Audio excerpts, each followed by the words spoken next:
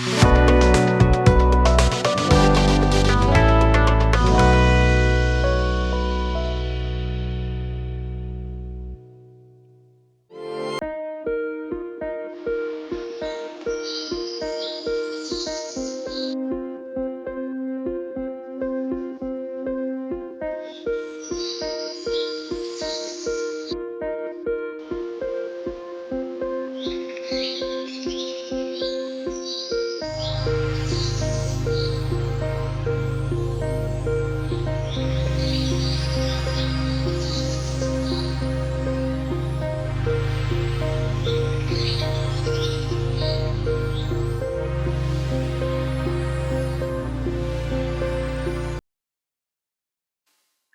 जीशु ख्रीस्ट अति बहुमूल्य नाम संपर्क इंडिया द्वारा प्रस्तुत कार्यक्रम नुआ सकाल आशार आज अध्याय मुझे स्वागत जनाऊँगी। प्रभु आपण मान प्रत्येक को बाहुल्य रूपे आशीर्वाद करंतु। आपण माने नियमित भाव में आम कार्यक्रम जड़ित होथिबारु आपण को धन्यवाद जनाए। प्रभु आपण मान प्रत्येक को बाहुल्य रूपे आशीर्वाद करंतु। आज जो प्रसंग रे प्रभु का वाक्य ध्यान करिबा प्रसंगर शीर्षक है भ्रांत हेबार कारण। लोक माने कहीं भ्रांत हुअंती तार कारण टिके देखिबा। माथ्यू तार 22 पर्व 29 पद जीसस समान उत्तर देले तुमे माने धर्मशास्त्र पुणी ईश्वर को शक्ति मध्य न जानी भ्रांत होउछ। जने व्यक्ति भ्रांत हेबार दुईटा कारण कहउछंती प्रभु। एसे कहउछंती तुमे धर्मशास्त्र और ईश्वर को शक्ति वर्ड ऑफ गॉड और वर्क ऑफ गॉड। आज समय लोक माने वर्क ऑफ गॉड को बहुत गुरुत्व दउछंती। ईश्वर को शक्ति जो चमत्कार लोक मान से जाउछंती। आरोग्यकारी सभा कार्य कोटी भाववाणी कहा जाउछि, कोटी सुस्थतार कथा कहा जाउछि, कोटी के सुस्थ हैला लोक धाउछंती वाक्य नै सेठी। विराट विराट सभा गुडाक आपण देखिबे। विराट सभा गुडाक जोठी लक्षाधिक लोक मध्ये एकत्रित हुअंती से स्थान रे वाक्य नै, केवल सुस्थता। सेठी मध्ये सुस्थता सुस्थता किए करंती? प्रचारक माने करंती नहीं। मनुष्य द्वारा सुस्थता से नहीं, सुस्थता सदा प्रभु करंती। सुस्थता जीशु को नाम रे हुए, सुस्थता मनुष्य द्वारा हुए नहीं, प्रभु ताहा करंती। किंतु से स्थान मान को आपण देखिबे लोक माने ईश्वर को शक्ति रो कथा बहुत करंती किंतु वाक्य न थाए। धर्मशास्त्र को बुझी पारंती नहीं। अनेक बड़ बड़ सभा समिति आपण देखिबे सेठी वर्ड ऑफ गॉड नहीं, वर्क ऑफ गॉड रो कथा कहा जाए। जोठी वर्ड ऑफ गॉड और वर्क ऑफ गॉड रो बैलेंस न थाए, धर्मशास्त्र बा ईश्वर को वाक्य और ईश्वर को शक्ति मध्य रे गोटे बैलेंस न थाए, संतुलन न थाए, सेठी लोक भ्रांत रे पड़ती। ईश्वर को वाक्य रो शक्ति को बुझंती नहीं किंतु ईश्वर को शक्ति को गुरुत्व दियंती। प्रभु आमान को अनुग्रह करंतु। एटा होची मुख्य समस्या ए दिन मानकरे भ्रांत हेबार मूल कारण कौन? जे लोक माने वाक्य को गुरुत्व दियंती नहीं, जोटी वाक्य से जानती नहीं। तेणु लोक मानकर बाहिक सुस्थता आपण देखिबे किंतु आभ्यंतरीण समस्या गुड़ाक रही। आत्मिक जीवन अवक्षय होची। प्रिय भाई भौणी माने आज जदि आपण गोटे साधारण रोग सुस्थ हेले काली का गोटे रोग पड़े समस्या लगी रही तो आपन को बुझीबा पई पड़िबो। ए दिन मानकरे लोक माने एटा प्रभु जीशु ख्रीस्ट कहउछंती तुमे एटा न बुझीबारु तुमे भ्रांत रे पड़ुछ। ईश्वर को वाक्य को न बुझीबा, न बुझाइले के बुझीबो? बुझाइबा पई लोक दरकार किंतु सभा समिति रे वाक्य को प्राधान्य दिया जाउ नाही।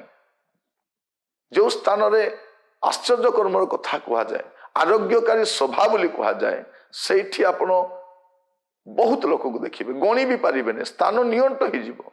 लोक आसुथिबे आसुथिबे, स्टेज चारि पाखरे लोक मान घेरी रहिथिबे सुस्थता पाए किंतु पाप स्वीकार करी मंदता परित्याग करी पवित्र जीवन काटिबा पे कोन चाहुछंती आपण स्टेज पाखरे लोक मान को पाइबे नै। कारण लोक माने पाप छाड़िबा पे पसंद करू नांती, सुस्थ हेबा पे पसंद करूछंती। आज समय से स्वास्थ्य और समृद्धि शिक्षा लोक मान को विभ्रांत करूछि। प्रिय भाई भौणी माने आज समस्ते चाहुछंती हैप्पीनेस, होलीनेस कहीं चाहूना। वाक्य प्राधान्य दिए पवित्र जीवन काटिबा पाए, पाप परित्याग करिबा पाए, ईश्वर को प्रसन्न करिला जीवन काटिबा पाए। किंतु सभा समिति रे ए दिन मानकर गुरुत्व दिया जाउ नाही। प्रभु जीशु कहते तुम केमती भ्रांत हम तुम धर्मशास्त्र आ ईश्वर को शक्ति को न बुझी तुम भ्रांत हो।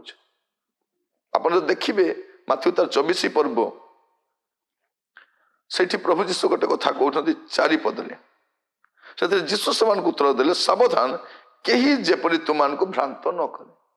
शिष्य मान को कहते जीशु तुमको भी कहीं भ्रांत कर। साधारण विश्वासी नुहे जीशु सहित रहा लोक जदि वाक्य सहित जड़ित हम ना वाक्यर सत्यता को बुझे ना से माने भ्रांत पड़े। जीशु कहते सावधान तुम्हें माने भ्रांत पड़ पार। आज समय अनेक सेवक माने जो माने दीर्घ दिन धरी प्रभु वाक्य शिक्षा दौले से भी भ्रांत पड़ी।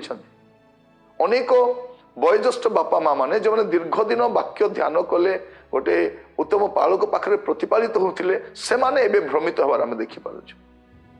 कारण ईश्वर वाक्य आ शक्ति को न बुझा द्वारा प्रिय भाई भाई माने प्रभु आमान को ए वाक्य बुझापी साहाय्य कर। जदि माथ्यू 24 पर्व 24 पद देखिए लिखा जाऊँगी कारण भंड ख्रीष्ट माने और भंड भाववादी माने उठी एपरी महामहा चिन्ह और अद्भुत कर्म मान देखाइबे जे यदि संभव हुए तेबे मनोनीत लोकों को शुद्धा भ्रांत करिवे।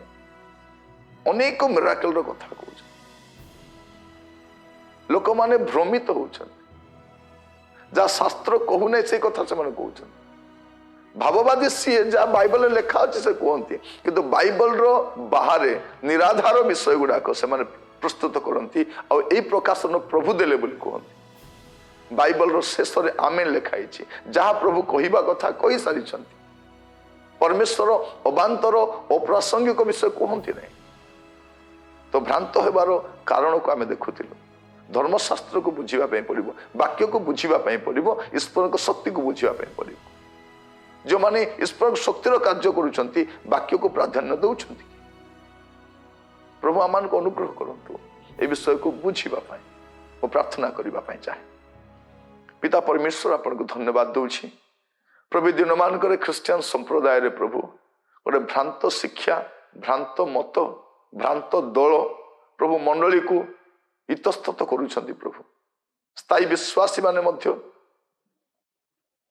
भ्रांत अवस्था रे प्रभु एणे तेणे धाई बुलुछंती। मो प्रार्थना करे प्रभु प्रत्येक को अनुग्रह करो प्रत्येक को दया करो करुणामय परमेश्वर आपन को दास भाव में मो प्रार्थना करुछि।